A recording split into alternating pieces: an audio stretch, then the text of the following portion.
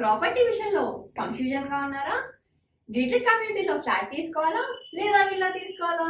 మన పిల్లల భవిష్యత్ కోసం ఓపెన్ ఫ్లాట్ తీసుకోవాలా? మన హైదరాబాద్ లో ఏ లొకేషన్ లో కొంటే మంచి అప్రిసియేషన్ వస్తుంది? మరి నమ్మకమైన ప్రాపర్టీ కొనాలంటే నమ్మకమైన గైడ్ కావాలి కదా. ప్రాపర్టీ అడ్వైజర్ కోసం సంప్రదించండి వరాహస్వామి ప్రాపర్టీ గూగులర్.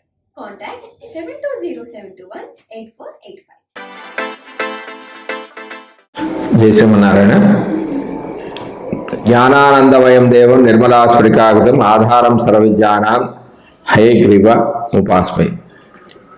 ఆగస్టు నెల బుధుడు శుక్రుడు 12 రాశుల వారికి ఏ విధంగా ప్రభావాన్ని చూపుతాడు అనేది మనం ఈ వీడియోలో తెలుసుకుందాం. నిత్య జీవితంపై గ్రహాల ప్రభావం గోచార ఫలితాల వలన మనకు బాగా అర్థమవుతుంది.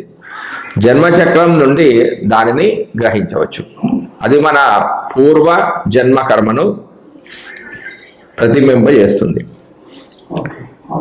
బుధుడు అనుకూల గోచారం వల్ల, అంటే గోచారంలో అనుకూలంగా ఉంటే వ్యక్తిలో చురుకుదనం అనేది పెరుగుతుంది. తెలివిగా మాట్లాడమే కాదు, తెలివిగా కార్యాలను కూడా నెరవేర్చగలుగుతాడు. అన్నీ శుభసూచకంగానే ఉంటాయి. బుధుడు అనుకూలంగా లేకపోతే నరాల బలహీనత ఏర్పరిచి సమస్యల బారిన పడవేస్తాడు. అనుకూల బుధుడు మనను తారాస్థాయికి తీసుకుని వెళ్ళగలడు, అన్నిటా విజయాలను చేకూర్చగలడు. శుక్రుడు యొక్క అనుకూల ప్రభావం ఎక్కువగా ఉంటుంది. అతని చలనం వలన మనుషుల అనుభూతులు, ఆలోచనలు బయటపడతాయి. ఒకవేళ యువకులైతే ప్రేమ వ్యవహారాల జోరుతూ ఉంటారు. యువకులు కాకపోతే విహారయాత్రలకు వెళ్ళి వాటి గురించి డబ్బును ఖర్చు పెడతారు. గోచారిత్యా ప్రతికూలమైన శుక్రుడు కుజ శని రాహుల వల్ల తక్కువ స్థాయిలో ఫలితాలను ఇస్తాడు. అప్పుడు వ్యక్తులు నిరాశ, నిస్పృహలతో, కుంభకోణాలతోనూ సతమతం అవుతూ ఉంటారు. ద్వాదశ రాశుల వారికి ఆగస్టు నెలలో బుధుడు శుక్రుడు ఇచ్చే ఫలితాలను మనం తెలుసుకున్నాం. నిత్య జీవితంలో గ్రహాల ప్రభావం గోచార ఫలితాల వలన మనకు బాగా అర్థమవుతుంది. జన్మచక్రం నుంచి దానిని మనం గ్రహించవచ్చు. అది మన పూర్వ జన్మ కర్మను తెలుపుతుంది. గోచారంలో బుధుడు అనుకూలంగా ఉంటే వ్యక్తి యొక్క చురుకుదనం అనేది పెరుగుతుంది. తెలివిగా మాట్లాడమే కాకుండా తెలివిగా పనులను కూడా నెరవేర్చగలుగుతాడు. అన్నీ శుభసూచకంగా ఉంటాయి. బుధుడు అనుకూలంగా లేకపోతే నరాల బలహీనత ఏర్పడి సమస్యల బారిన పడతాడు. బుధుడు అనుకూలంగా ఉంటే మనను ఒక తారాస్థాయికి తీసుకెళ్తాడు, ఒక రేంజ్కి తీసుకెళ్తాడు. అన్నిటా విజయాలను చేకూరుస్తాడు. ఆ విధంగానే శుక్రుడు యొక్క ప్రభావం వ్యక్తి మీద చాలా ఎక్కువగా ఉంటుంది. అతని చలనం వల్ల మనుషులలో అనుభూతులు, ఆలోచనలు అనేవి బయటపడతాయి. ఒకవేళ యువకులైతే ప్రేమ వ్యవహారాల జోరుతూ ఉంటారు. యువకులు కాకపోతే విహారయాత్రలకు వెళ్ళి అక్కడ డబ్బులు ఖర్చు పెడుతుంటారు. గోచారిత్యా శుక్రుడు అనుకూలంగా లేకపోతే కుజ శని రాహుల వలన తక్కువ స్థాయిలో ఫలితాన్ని ఇస్తాడు.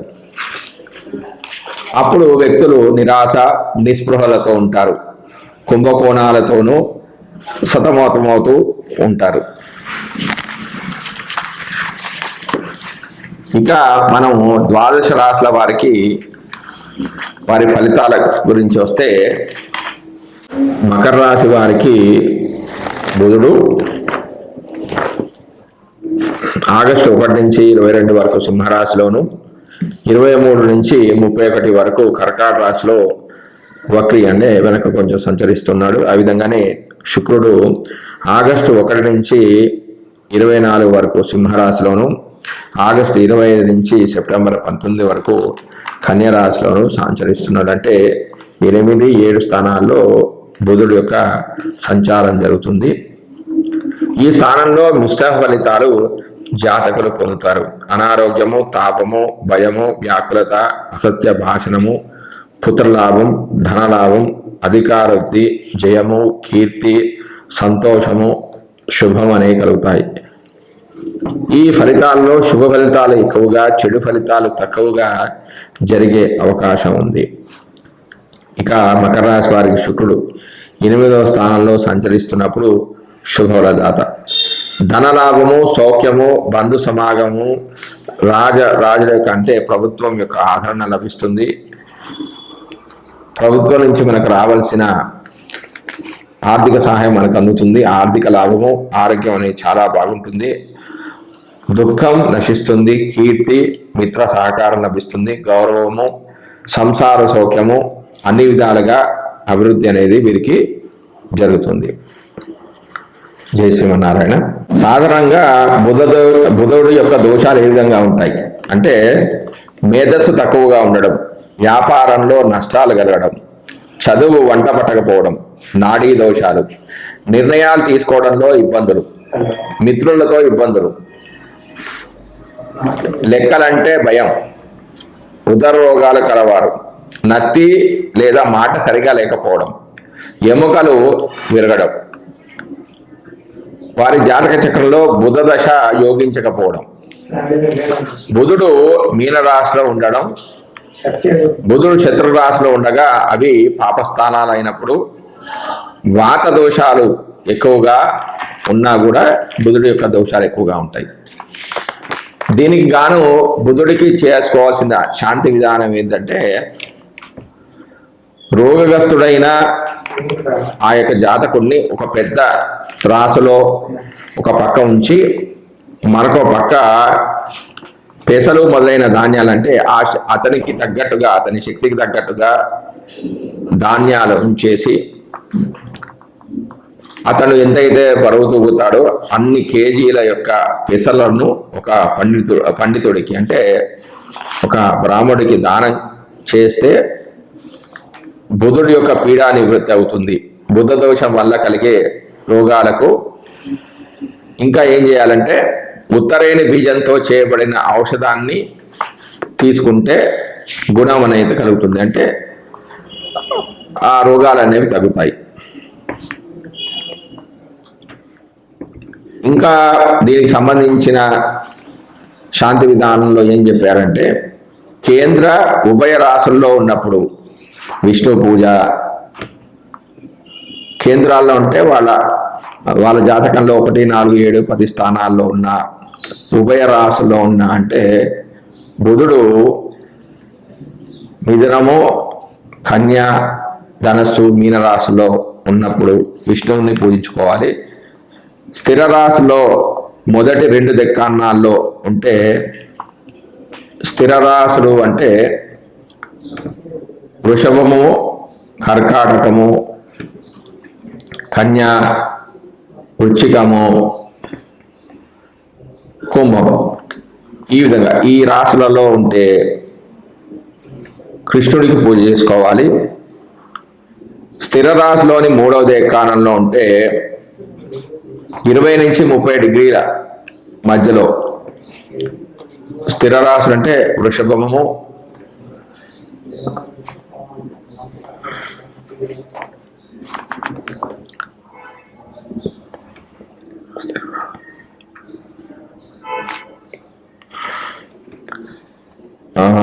సింహరాశి, వృషభ రాశి, కుంభరాశులలో ఉన్నట్టయితే విష్ణువు పూజ చేసుకోవాలి. సింహరాశిలో రవితో కలిసి బుధుడు ఉంటే శివుడికి పూజ చేసుకోవాలి. చంద్రుడితో కలిసినప్పుడు దుర్గాదేవుడికి పూజ చేసుకోవాలి. కుజునితో కలిసినప్పుడు సుబ్రహ్మణ్య స్వామికి, సొంత రాశులలో ఉండి శుక్రునితో కలిస్తే గంధర్వులకు, కిన్నరులకు పూజ చేసుకోవాలి. గురు రాశిలో ఉంటే చాముండి దేవతకు, సింహరాశిలో ఉంటే నాగకన్యకు చేసుకోవడము బుధ పురాణ ప్రార్థన చేసుకోవడము, సరస్వతి సూక్తము, విష్ణు సహస్రనామాలు చేసుకోవడం చాలా మంచిది. ఆ విధంగానే వ్యక్తిగతంగా అయితే ఓం బుధాయ నమః, ఓం భూం బుధాయ నమః, ఓం విష్ణవే నమః, ఓం మహాపురుషాయ నమః అని కానీ, బుధుడి యొక్క గాయత్రి మంత్రం ఏది ఓం గజధ్వజాయ విద్మహే శుక్రహస్తాయ ధీమహి తన్నో బుధ ప్రచోదయాత్ అని కానీ, ఓం సోమతాత్మజాయ విద్మహే సింహరూఢాయ ధీమహి తన్నో సౌమ్య ధీమహి అనే మంత్రాన్ని కానీ, ఓం ఆత్రేయాయ విద్మహే ఇందుపుత్రాయ ధీమహి తన్నో బుధ ప్రచోదయాత్ అనే మంత్రాన్ని కానీ, పురాణోక్త మంత్రమైన ప్రియంగు కళికాశ్యామం రూపేణ ప్రతిభుజం సౌమ్యం సప్తగుణోపేతం తం బుధం ప్రణమామ్యం అనే ఒక మంత్రాన్ని కానీ, బుధ కవచాన్ని కానీ, బుధ గ్రహ స్తోత్రాన్ని కానీ, బుధ పంచవిశంతి నామ స్తోత్రాన్ని కానీ, బుధ అష్టోత్తర నామ స్తోత్రాన్ని కానీ పారాయణం చేసుకోవచ్చు. ఇంకా దానంగా బుధవారం కేజంబావు పెసర దానం చేసుకోవాలి. అసలే కేజంబావు అనేది ఎక్కడ లేదంటే వాళ్ళ శక్తికి అనుకూలంగా, అంటే బాగా డబ్బులు ఉన్న వాళ్ళు సాఫ్ట్వేర్లో అయితే 5 కేజీలు 10 కేజీలు కూడా చేయొచ్చు. అంటే ఎవరు లేకపోతే ఆర్థిక స్తోమత లేని వారికి మాత్రమే కేజంబావు అని పెట్టారంటే మినిమం కేజంబావు 5 కేజీలు 10 కేజీలు 15 కేజీలు కూడా ఇట్లా వాళ్ళు దానం చేసుకోవచ్చు. ఆ విధంగానే ఆకుపచ్చ వస్త్రము, తగరంటకము, పెసలు, ఆకుపచ్చని పువ్వులు బుధవారం దానం చేయడం అనేది చాలా మంచిది. ముఖ్యంగా బుధగ్రహ దోషాలు పోవడానికి గజమదనం కలిపిన నదీ సంగమ జలము మట్టి పాత్రలో ఉంచి ఆ నీటితో స్నానం చేయడం అనేది చాలా మంచిది. బుధవారం నాడు ఏదైనా వైష్ణవాలయానికంటే వెంకటేశ్వర స్వామి గుడి కానీ, నరసింహస్వామి గుడి కానీ, రామాలయానికి కానీ వెళ్ళి 17 ప్రదక్షిణలు చేస్తే చాలా మంచిది. బుధగ్రహానికి ఏ స్తోత్రమైనా అంటే విశ్వసహస్ర పారాయణము, పురుష సూక్తము, గోవిందనామాలు అనేవి చదువుకుంటే ఉత్తమ ఫలితాలు వస్తాయి. ఆ విధంగానే వీరికి మూలికాధారణ అంటే నేల గుమ్మడి, ప్రధాన నైవేద్యం పెసరపప్పుతో చేసింది ఏదైనా సరే, ప్రధాన ఫలము సీమ చింత. ఉపవాసం బుధవారం ఉపవాసం ఉంటే చాలా మంచిది. ధరించవలసిన వస్త్రాలు ఆకుపచ్చ రంగు వస్త్రాలు. కొన్ని తాంత్రిక ప్రక్రియలు ఏంటంటే పెసలో నానబెట్టి వాటిని మరనాడు ఆవులకు లేదా పక్షులకు తినిపించాలి. జాతక చక్రంలో బుధ మహాదశలో వివిధ అంతర్దశలో చేయవలసిన దానాలు ఏమిటంటే, బుధుడి మహాదశ బుధుడి యొక్క అంతర్దశలో లక్ష్మీనారాయణ ప్రతిమ అంటే బంగారం దానం చేయాలి. బుధ మహాదశలో కేతు అంతర్దశలో మహిష దానం చేసుకోవాలి. బుధ మహాదశ శుక్ర అంతర్దశలో తెల్లని ఆవును. బుధ మహాదశ రవి అంతర్దశలలో సూర్య ప్రతిమ. బుధుడి యొక్క మహాదశ రవి యొక్క అంతర్దశలలో సూర్య ప్రతిమ దానం చేసుకోవాలి. బుధుడి యొక్క మహాదశలో చంద్రుడి యొక్క అంతర్దశలలో వెండి దానం చేస్తే చాలా మంచిది. బుధుడి యొక్క మహాదశ కుజుడి యొక్క అంతర్దశలలో ఎద్దును దానం చేయాలి. బుధుడి యొక్క మహాదశ రాహు యొక్క అంతర్దశలలో మేకను దానం చేయాలి. బుధుడి యొక్క మహాదశ గురువు యొక్క అంతర్దశలలో బంగారు ప్రతిమను దానం చేయడం మంచిది. బుధుడి యొక్క మహాదశ శని యొక్క అంతర్దశలలో గేదెను దానం చేయాలి. బుధుడి మహాదశలో అంతర్దశల్లో పీడాల నివారణ కంటే అంతర్దశలలో వివిధ గ్రహాల యొక్క అంతర్దశలలో రామాయణంలో చెప్పిన పారాయణ సరిగలు బుధుడి యొక్క మహాదశ జరుగుతున్నప్పుడు, బుధుడి యొక్క అంతర్దశ జరిగినప్పుడు ఉత్తరకాండము 76వ సరిగా పారాయణ చేసి వారికి ద్రాక్ష పండు నైవేద్యం పెట్టాలి. అంటే ప్రారంభంలో ద్రాక్ష పండు, అంత్యంలో కూడా ద్రాక్ష పండునే నివేదన చేయాలి. ఆ విధంగానే కేతు అంతర్దశలలో యుద్ధకాండ పారాయణం చేసుకోవాలి. 59వ స్వర్గ పారాయణం చేసి ఈ పారాయణ ప్రారంభంలో ద్రాక్ష పండును నైవేద్యం పెట్టాలి. అంత్యంలో కొబ్బరికాయ నైవేద్యం పెట్టుకోవాలి. బుధుడి యొక్క మహాదశ శుక్రుడి యొక్క అంతర్దశలలో సుందరాకాండ 51 సర్గ పారాయణం చేసుకోవాలి. ప్రారంభంలో ద్రాక్ష పండును, చివరిలో పటిక బెల్లాన్ని నైవేద్యం పెట్టుకోవడం మంచిది. బుధుడి యొక్క మహాదశ, రవి యొక్క అంతర్దశలలో అరణ్యకాండ ఏది 70 సరిగా పారాయణ చేసి ప్రారంభంలో ద్రాక్ష పండును, అంత్యంలో చెరుకును నైవేద్యం పెడితే చాలా మంచిది. బుధుడి మహాదశలో, చంద్రుడి అంతర్దశలలో బాలకాండ పారాయణం అంటే 16వ సర్గ పారాయణము చేసి సర్గ పారాయణ ప్రారంభంలో ద్రాక్ష పండును, అంత్యంలో పాలును నివేదనగా పెడితే చాలా మంచిది. బుధుడి యొక్క మహాదశ, కుజుడి యొక్క అంతర్దశలో యుద్ధకాండ 116వ సర్గను పారాయణం చేస్తూ ప్రారంభంలో ద్రాక్ష పండు, చివరిలో చక్కెర పొంగలి నైవేద్యం పెట్టుకోవాలి. బుధ మహాదశ నడుస్తుంది. రాహు అంతర్దశ జరుగుతున్న సమయంలో సుందరాకాండ 53వ సర్గను పారాయణం చేసి ప్రారంభంలో ద్రాక్ష పండు, అంత్యంలో తేనెను నైవేద్యం పెట్టాలి. అలాగే బుధ మహాదశలో, గురు యొక్క అంతర్దశలో బాలకాండ 23వ సర్గ పారాయణం, ద్రాక్ష పండు ప్రారంభంలో నైవేద్యం పెట్టుకోవాలి, అంత్యంలో అరటి పండ్లు అనేవి నైవేద్యం పెట్టుకోవాలి. బుధుడి యొక్క మహాదశ, శని యొక్క అంతర్దశలలో బాలకాండ 17వ సర్గ పారాయణం చేసి ప్రారంభంలో ద్రాక్ష పండు, అంత్యంలో నేరేడు పండు దానం చేసుకోవాలి. బుధ మహాదశ మొత్తానికి సుందరాకాండ 35వ సర్గ పారాయణం చేసి పొంగలి నివేదన చేయడం అనేది చాలా మంచిది. పై నివేదనలో ఏమైనా దొరకని పక్షంలో ఆ ఋతువులో లభించే పళ్లను నివేదన చేయవలసి ఉంటుంది. ఈ పరిహారాలు చేసుకోవడానికి విశేషమైన దినాలు ఏమిటంటే చవితి బుధవారం ఆశ్లేష నక్షత్రము, చతుర్దశి బుధవారం జ్యేష్ఠ నక్షత్రము, ఏకాదశి మంగళవారం రేవతి, చతుర్దశి ఆదివారం ఆశ్లేష, పౌర్ణమి బుధవారం ఉత్తరాభాద్ర, అమావాస్య బుధవారం శ్రవణ నక్షత్రాలు. శుక్రుడి యొక్క దోషాలు నివారణలు. సాధారణంగా శుక్రుడి యొక్క దోషాలు ఏ విధంగా ఉంటాయి? వైవాహిక సమస్యలు, గుర్తింపు లేకపోవడం, గ్రంథులకు సంబంధించిన సమస్యలు, శరీరంలో కాంతి లేకపోవడము, వీర్య సంబంధమైన సమస్యలు, సంతాన ఉత్పత్తిలో సమస్యలు, సుఖ వ్యాధులు, స్త్రీ వల్ల పురుషులు, పురుషుల వల్ల స్త్రీలకు, కుటుంబ సౌఖ్యం లేకపోవడం, సౌందర్యం కోసం ప్రయత్నం చేయడం, తీవ్రమైన జ్వరాలు, వివాహ ప్రయత్నాలు అనేవి సఫలం కాకపోవడం, చంద్ర మహాదశ యోగించకపోవడం, శుక్రుడు గురుని రాశుల్లో ఉండడం.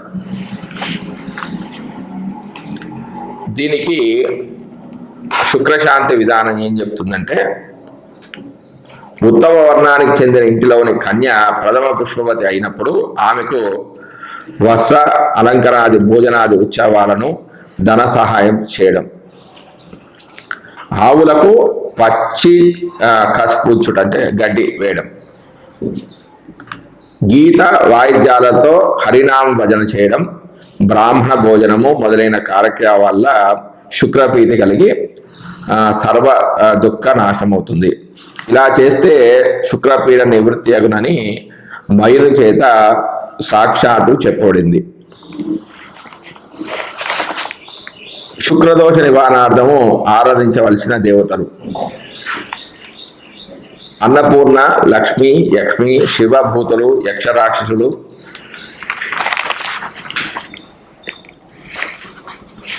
సింహంలో ఉంటే యక్షి, ధనస్సు మీనంలో ఉంటే దుర్గాదేవతకు, మకరంలో ఉంటే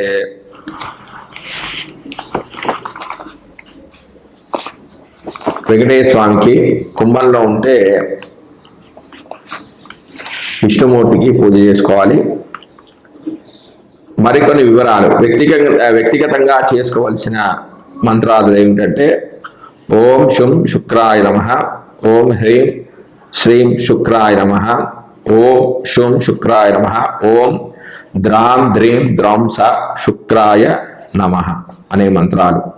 మరియు శుక్రుడి యొక్క గాయత్రి మంత్రాలు ఏమిటంటే: ఓం అశ్వధ్వజాయ విద్మహే ధనుర్హస్తాయ ధీమహి తన్నో శుక్ర ప్రచోదయాత్ అనే మంత్రాన్ని కానీ, ఓం భృగుసుతాయ విద్మహే శిష్యవత్సలాయ ధీమహి తన్నో శుక్ర ప్రచోదయాత్ అనే మంత్రాన్ని కానీ, భార్గవాయ విద్మహే అసురాచార్యాయ ధీమహి తన్నో శుక్ర ప్రచోదయాత్ అనే మంత్రాన్ని కానీ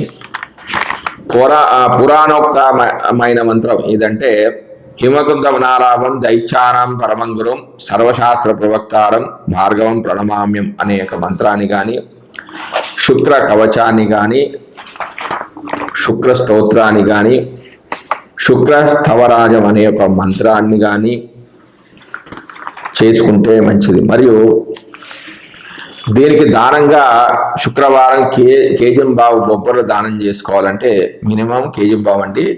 వారి ఆర్థిక స్తోమతను బట్టి 5 కేజీలు కానీ 10 కేజీలు కానీ 15 కేజీలు కానీ దానం చేస్తే తప్పేం లేదు. బొబ్బర్లు శ్వేత వస్త్రము మెరుపు గల వస్త్రాలు అంటే పట్టు వస్త్రాలు శుక్రవారం దానం చేయడం. దీనికి గ్రహస్థానం గోరోచరం గజవదనం శతపుష్పం నీటితో కూడిన రజత పాత్రలో వేసి ఆ నీటితో స్నానం చేయాలి. ఆలయ ప్రదక్షిణ శుక్రవారం నాడు ఏదైనా దేవీ మందిరానికి వెళ్ళి 20 ప్రదక్షిణలు చేయాలి. చదువుకోవలసిన ఇతర స్తోత్రాలు శుక్రగ్రహానికి సంబంధించిన స్తోత్రాలు అష్టోత్తరాలు కవచాలు కనకధారాస్తవము లక్ష్మీ సహస్రనామము లక్ష్మీదేవికి సంబంధించిన ఏ స్తోత్రానైనా పారాయణం చేసుకోవచ్చు. మూలికాధారణం వెంపలి అనే మూలికను ధరించాలంట. ప్రధాన నైవేద్యము పొంగలి పాయసము. ప్రధాన ఫలం ఏంటంటే అరటిపండు నైవేద్యం పెట్టుకోవాలి. ఉపవాసం అంటే శుక్రవారం నాడు ఉపవాసం ఉంటే చాలా మంచిది. ధరించవలసిన వస్త్రాలు గట్టి తెల్లని వస్త్రాలు అంటే మెరిసేవి పట్టు వస్త్రాలు కూడా ధరించవచ్చు. కొన్ని తాంత్రిక ప్రక్రియలు ఏంటంటే మంచి ఆహారము ఆవుకు తినిపించాలి.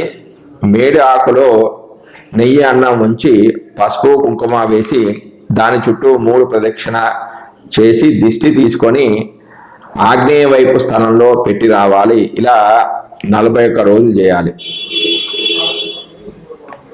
శుక్ర దశలోని అంతర్దశలలో చేయవలసిన పరిహారాలు శుక్ర మహాదశ శుక్ర అంతర్దశలలో మహాలక్ష్మి పూజ చేసి ఎర్రని ఆవును దానం చేయాలి. శుక్ర మహాదశ రవి అంతర్దశలలో సూర్య నమస్కారాలు చేయాలి. ఛాగదానం చేయాలి అంటే మేకను దానం చేయాలి. శుక్ర మహాదశ చంద్ర అంతర్దశలలో గౌరీ పూజ లేడిని దానం చేయడం. శుక్ర మహాదశ కుజ అంతర్దశలో సుబ్రహ్మణ్య స్వామి పూజ చేసుకోవడం ఎద్దును దానం చేయడం. శుక్ర మహాదశ రాహు అంతర్దశలో దుర్గా జపం చేయడం గుమ్మడి పండును దానం చేయడం. శుక్ర మహాదశలలో గురువు యొక్క అంతర్దశలో నమక పారాయణం చేయడం అలాగే గుమ్మడి పండును దానం చేయడం. శుక్ర మహాదశ శని అంతర్దశలో ఈశ్వరుని యొక్క ఆరాధన మహిషం అంటే ఒక ఎద్దును కానీ దున్నపోతును కానీ దానం చేయడం. శుక్ర మహాదశ బుధ అంతర్దశలో విష్ణు పూజ చేసుకోవడం లక్ష్మీనారాయణ ప్రతిమను దానం చేయడం. శుక్ర మహాదశ కేతు అంతర్దశలలో లక్ష్మీ గణపతి పూజ చేయడం దుర్గా ప్రతిమను దానం చేయాలి. ఇంకా శుక్ర మహాదశలో అంతర్దశల్లో గ్రహాల పీడా నివారణకు చెప్పబడిన శ్రీమద్ రామాయణంలోని పారాయణ సర్గలు ఈ విధంగా ఉంటాయి. రామాయణంలో కొన్ని సర్గల పారాయణ చేయడం ద్వారా కూడా శుక్రదోష నివృత్తి అనేది కలుగుతుంది. శుక్రుడి మహాదశ శుక్రుడి అంతర్దశలలో సుందరాకాండ పారాయణం 36వ సర్గ పటిక బెల్లం ప్రారంభంలోనూ కూడా అంత్యంలోనూ పటిక బెల్లాన్ని నైవేద్యం పెట్టుకోవాలి. శుక్ర మహాదశ రవి అంతర్దశలో ఉత్తరాకాండ పారాయణం 67వ సర్గ పారాయణం చేయాలి. పటిక బెల్లం ప్రారంభంలో నేరేడు పండ్లు చివరలో నైవేద్యంగా పెట్టుకోవాలి. శుక్ర మహాదశ చంద్ర అంతర్దశలలో బాలకాండ అంటే 87వ సర్గ నుంచి 90వ సర్గ వరకు పారాయణం చేసుకొని ఆ ప్రారంభంలో పటిక బెల్లాన్ని నైవేద్యం పెట్టుకొని చివరలో ద్రాక్ష పళ్ళని నైవేద్యం పెట్టుకోవాలి. శుక్ర మహాదశలో కుజ అంతర్దశలో 100 సుందరాకాండ పారాయణం చేసుకోవాలి. పటిక బెల్లాన్ని ప్రారంభంలో నైవేద్యం పెట్టుకొని తర్వాత చివరిలో కొబ్బరికాయ నైవేద్యం పెట్టుకోవాలి. శుక్ర మహాదశలో రాహు అంతర్దశలో బాలకాండ 4వ సర్గ పారాయణ చేసుకోవాలి. పటిక బెల్లం నైవేద్యం పెట్టుకోవాలి. చివరిలో కూడా పటిక బెల్లాన్ని నైవేద్యంగా పెట్టుకోవాలి.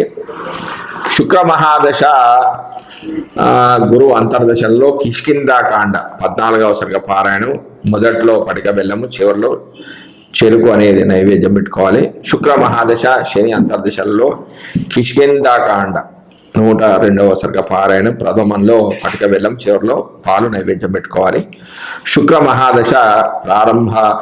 మహాదశ బుధ అంతర్దశలో బాలకాండ 6వ సర్గ 8వ సర్గ పారాయణ చేసుకొని, అంటే 6 నుంచి 8వ సర్గ వరకు పారాయణ చేసుకొని పటిక బెల్లాన్ని నైవేద్యం పెట్టుకొని మొదలు ప్రారంభంలో, చివరిలో చక్కెర పొంగల్ నైవేద్యం పెట్టుకోవాలి.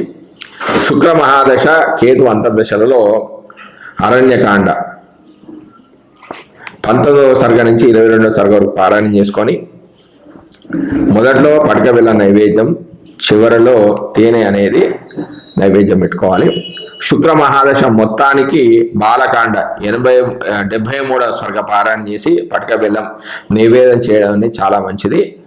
ఈ పరిహారాలకు విశేషమైన రోజులు ఏమిటంటే ఏకాదశి శుక్రవారం రోహిణీ నక్షత్రమై, ఏకాదశి శుక్రవారం ఆర్ద్ర నక్షత్రమై, ఏకాదశి శుక్రవారం పుష్యమి నక్షత్రం అయినప్పుడు, ఏకాదశి శుక్రవారం మఘా నక్షత్రం అయినప్పుడు, ఏకాదశి శుక్రవారం అనురాధ నక్షత్రం అయినప్పుడు, ఏకాదశి శుక్రవారం జ్యేష్ఠ నక్షత్రం రోజున కానీ, ఏకాదశి శుక్రవారం పూర్వాషాఢ నక్షత్రం రోజు కానీ, పౌర్ణమి శుక్రవారం శతభిష నక్షత్రంలో కానీ ఇవి చేస్తే విశేషమైన ఫలితాలు అనేవి వస్తాయి.